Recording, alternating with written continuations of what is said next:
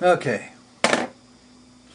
I don't know yet whether I'm going to run for president or whether I'm going to put this out there running for president. I got no business running for president.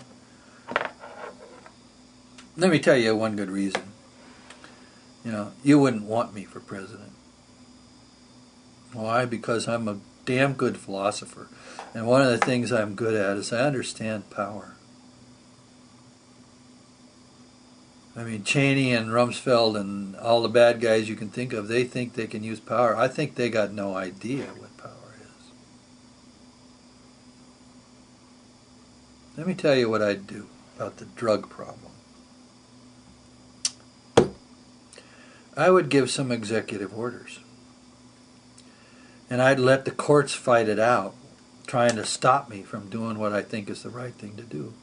But I'd give some executive orders, and I'd take it right to the people, and I'd say, look, how many of you got a relative in jail for a weird, innocuous drug offense? This is about getting those people out of jail and stopping that process, which jails huge numbers of our population, because you've got a bunch of Puritans trying to tell everybody what's right.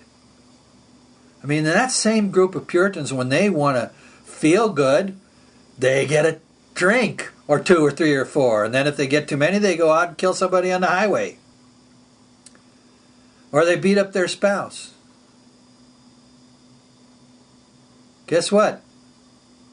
People who smoke mild, euphoric drugs don't do that. They go, okay, man. Cool. Peace, peace. They don't beat people up when they get arrested. They don't fight with the police. They got no business being in jail. And it's just more stupid stuff. So if I was president, I'd do everything I could to make all drugs legal. And by that I mean I'd shift the area of responsibility for abuse of drugs from the criminal justice system, where it only brings corruption, to the mental health system. And you want to know what some of the inadvertent effects of this is going to be? And these are the people that would assassinate me because it's going to hurt their business. The drug cartels would hate it. They need it to be illegal. When the marijuana initiative was going on in California, who was supplying money on the side to oppose it?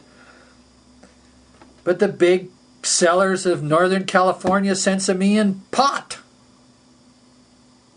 If it's regulated, the price goes down and they can't get as rich. Even though the social effects of these drug crimes are horrible. But let's suppose we could get away with it. Let's suppose I don't get shot. I get elected. I use my power. Lots of power there if they look under the covers of various kinds of laws. And I change that situation. You know what's going to happen? Well, all the border shit between the United States and Mexico is going to start to shift the ground underneath it. It's going to shift.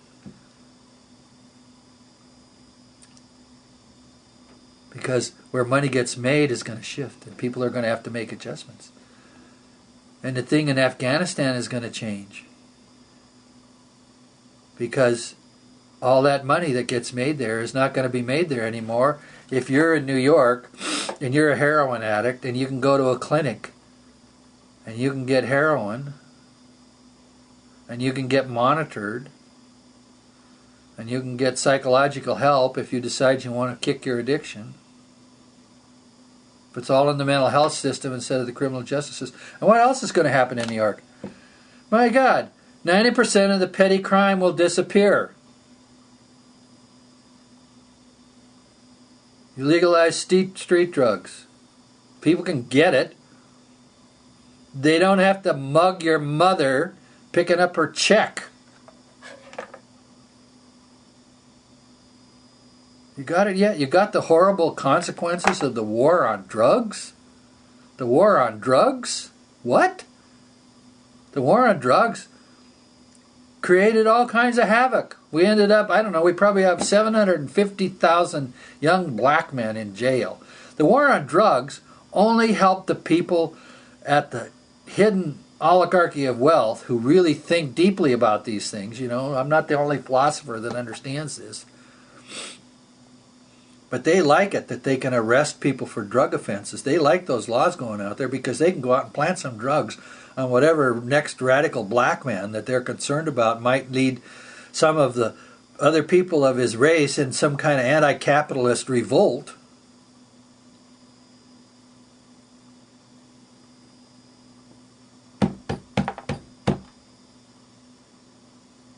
What you see on the news is not the truth. And what you see on most conspiracy networks is a bit paranoid. But not totally. I lived through the 60s and the 70s. And we had all kinds of paranoid ideas about what the government was up to. And guess what? About 85% of them turned out to be true. And the government is doing the same stuff. And it's not really the government. You know what the bad part of this is? You're the government. And if you're being a piss poor citizen, you're screwing yourself. Okay? You don't find out how government really works. You don't study up in this stuff. You don't read the Constitution. You don't read Common Sense. You don't read some of the other... There's a lot of good stuff out there if you want to bother to find it. I wrote a bunch of it. You don't have to buy my books either. You can read it for free. But if you won't trouble yourself to be a good citizen, and I guess that's what I'm stuck with, you know. What's the best way I can be a good citizen? Well, the best way I can be a good citizen, I suppose, you know, is to make a bunch of noise. Now, I'm not going to go down to Washington to stand on that street corner and make a bunch of noise. I'm just going to make it on these videos. And maybe somewhere, sometime, someone will share it and one of these things will go viral and all of a sudden people will notice me more. And I don't care about being noticed me. Being noticed me.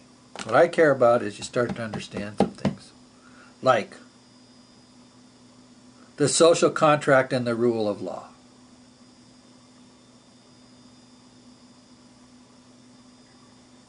The Declaration of Independence, what does it say?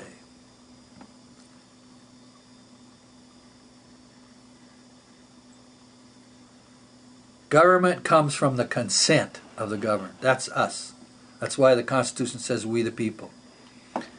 If we don't consent, it doesn't have a leg to stand on, okay? But if you don't know that as a citizen and you don't understand that you are the fundamental aspect of government, and if you don't do your job being a citizen, then you're going to get what you're going to get. And you're going to deserve it. I'm sorry, you know. There's people out there getting ready to do this big sort of protest thing on TSA, you know, on day before Thanksgiving. And I hope a bunch of people get behind it, you know. Screw it that you're going to go to Aunt Mabel's for Thanksgiving. Did you really want to go? Go to the airport. Make a mess. Make people involved. That's the area we got to start protesting if you're going to do protesting, you know. Get in the gears. Slow government down. And when people say, well, why did you do that? Why did you do that? Why did you do that? What's wrong with you? You say, well, I'm being a good citizen.